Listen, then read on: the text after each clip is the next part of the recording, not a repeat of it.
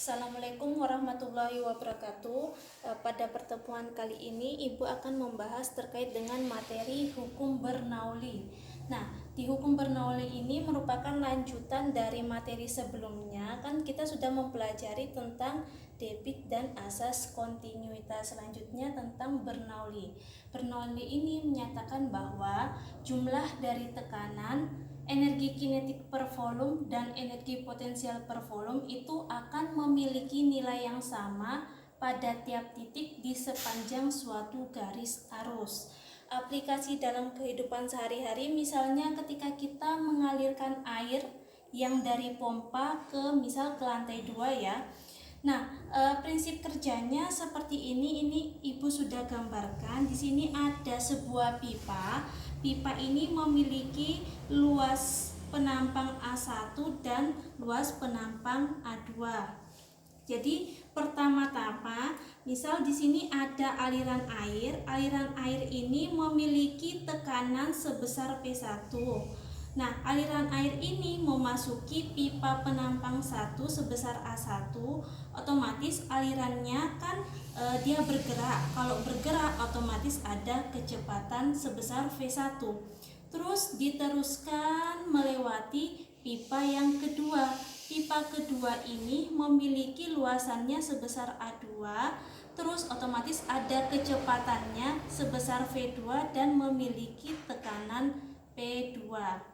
Nah, pada pipa 1 ini memiliki ketinggian H1 dari permukaan tanah, sedangkan pada pipa kedua juga ini memiliki ketinggian H2 dari permukaan tanah. Sebenarnya prinsip kerja dari hukum Bernoulli ini hampir sama dengan yang hukum kekekalan energi mekanik, di mana jumlah antara energi kinetik dan energi potensial itu besarnya akan sama. Secara matematis, hukum Bernoulli dirumuskan P1 ditambah setengah rho V1 kuadrat ditambah rho GH1 itu akan sama dengan P2 ditambah setengah rho V2 kuadrat ditambah rho GH2. Sebenarnya rumus yang kiri itu yang hampir sama dengan rumus yang sebelah kanan. Tinggal dilihat kondisinya. Kalau ini kan P1 mungkin berarti pada pipa 1. Kalau yang P2 berarti pada pipa yang kedua. Nah, P itu tekanan dalam fluida, satuannya Newton per meter kuadrat. Rho massa jenis fluida, nilainya sudah ditetapkan yaitu 1000 kg per meter kubik. V itu kecepatan aliran air, H ketinggian, dan G percepatan gravitasi bumi, nilainya 10 meter per sekon kuadrat.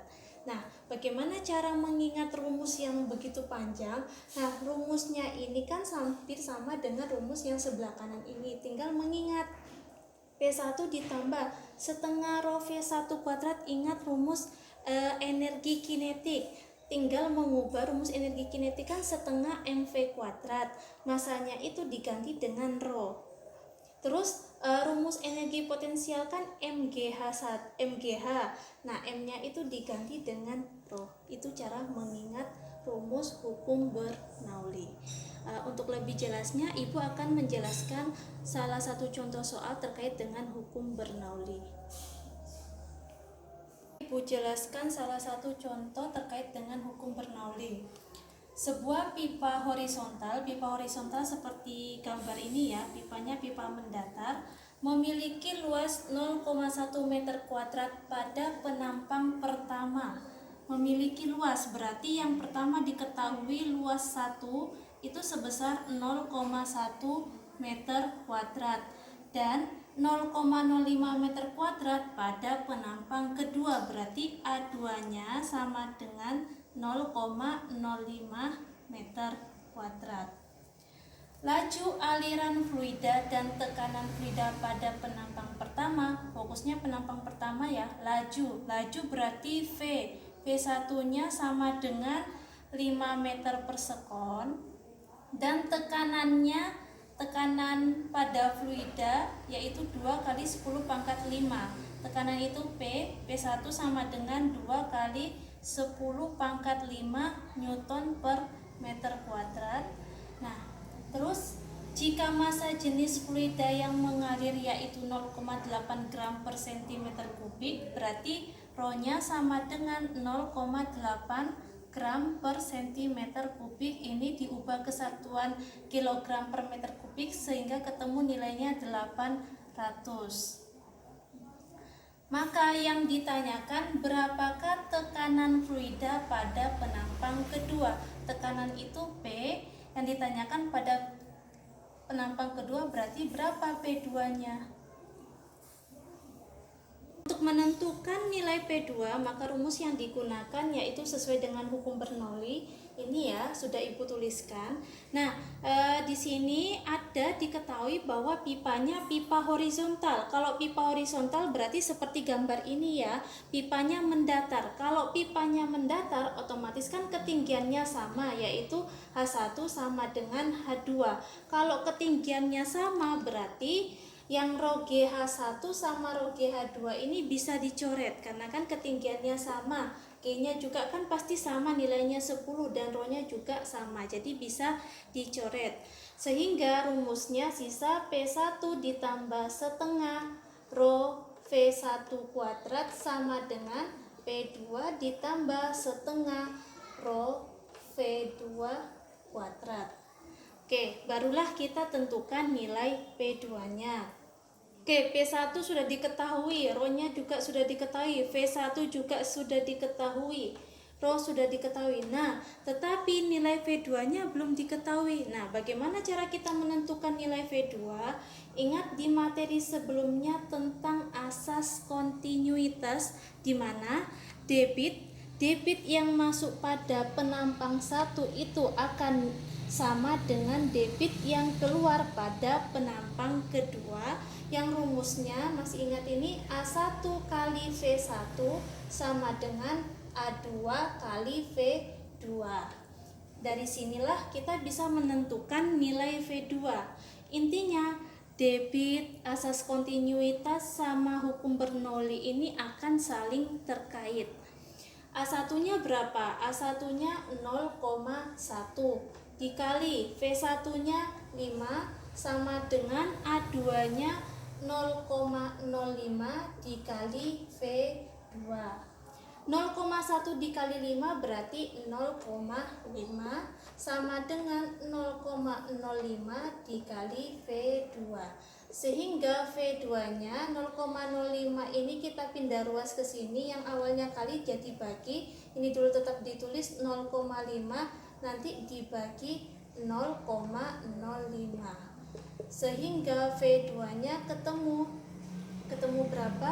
Ini 0,5 ini Ibu ubah 5 kali 10 pangkat minus 1 per 0,05 diubah 5 kali 10 pangkat minus 2. Ini kan bisa dicoret. Sifat dari bilangan berpangkat, kalau dibagi pangkatnya dikurang berarti min 1 kurang min 2. Min 1 kurang min 2 berarti kan min 1 tambah 2. Berarti gini, 10 min 1 kurang min 2. Jadi ketemu 10 pangkat 1. Inilah nilai kecepatan pada penampang kedua sebesar 10 meter per sekon. Nah, barulah kita masukkan ke rumus ini untuk mencari nilai tekanan kedua. P1-nya berapa? 2 dikali 10 pangkat 5 ditambah setengah dikali rho-nya. Rho itu nilainya 800 dikali V1-nya berapa? 5 dikuadratkan sama dengan P2 yang mau dicari ditambah setengah dikali rho-nya ini 800, nilainya sama karena kan sama-sama jenis fluidanya.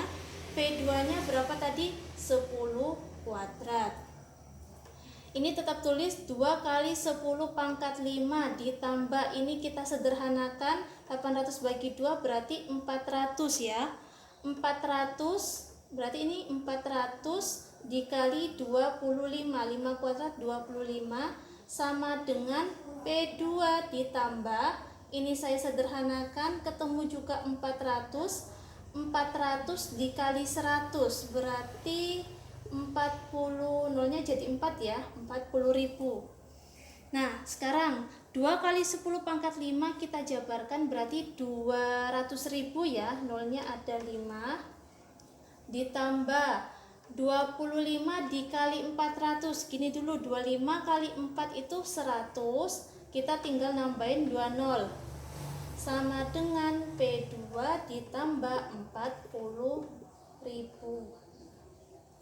Nah, 200.000 ditambah ini berapa ini? 10.000, berarti 210.000 sama dengan P2 ditambah 40.000. Nah, berarti untuk mencari P2, 40.000-nya kan pindah, yang awalnya plus jadi minus. 210.000 dikurang 40.000, ketemu hasilnya berapa? 170.000 ya. 170.000 satuan dari tekanan Newton per meter kuadrat. Inilah nilai tekanan fluida pada penampang kedua.